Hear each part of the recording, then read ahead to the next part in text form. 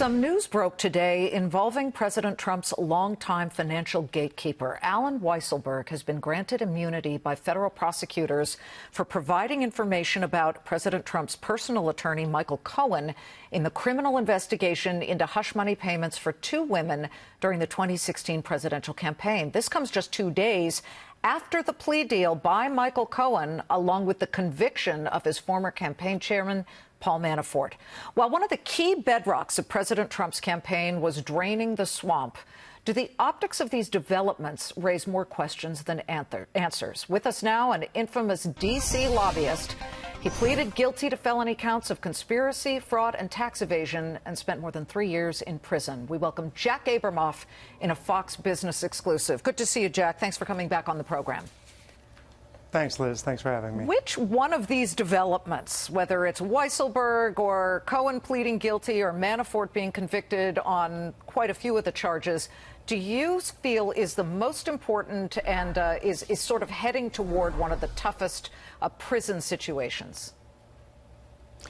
Well, I think clearly Manafort, if he doesn't get a pardon, and the president seemed to speak lovingly about him, and maybe he will give him a pardon. But if Manafort doesn't get a pardon based on what he was convicted on, even using the guidelines, you know, there are two kind of sentencing levels. One is statutory, which is decades, and then one is called the sentencing guidelines, which is not mandatory, but it reduces severely. But either way, Manafort is likely, based on the counts he was convicted on, looking at a lot of time in prison.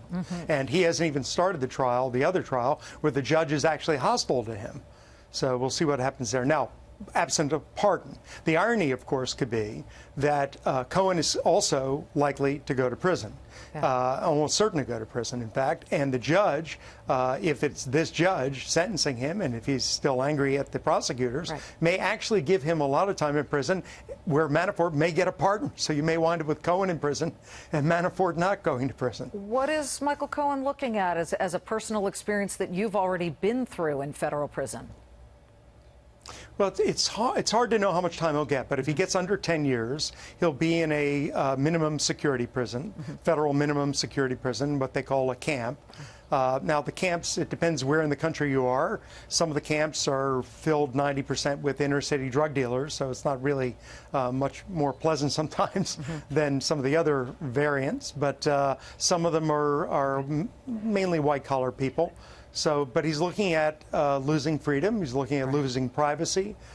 He's looking at really, no matter how long it is, it's horrific. The president's attorney, Rudy Giuliani, has defended Paul Manafort. Let's go to Paul Manafort again, saying that white-collar crime, quote, isn't really a crime. For somebody who went to prison, you yourself, for tax evasion, how do these comments make you feel? Well, I'm actually a little surprised Rudy Giuliani, who put Michael Milliken away, and many other white-collar criminals would say such a thing. If it wasn't such a crime, why was he doing that? Obviously, it's a crime. I mean, if you break the law, it's a crime. And you have to pay the price of breaking the law.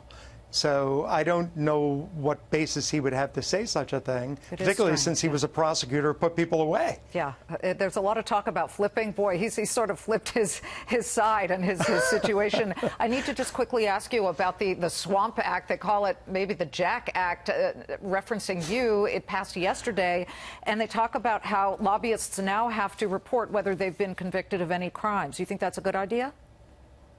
Well, I think it's generally a good idea. I think, though, that the two senators, Kennedy and I forgot who the other one was, who's McCaskill maybe, who are trying to hang it on me as if this is something, as if, by the way, first of all, I haven't been lobbying, nor am I going to be. But can you imagine there's somebody who wouldn't know I'm a convicted criminal who I'm lobbying? I mean, it's silly. What they need to do is real reform, Liz. This is not real reform. This is window dressing, a solution in search of a problem. Jack Abramoff, thank you again for describing your experience and your opinion. We appreciate you coming on.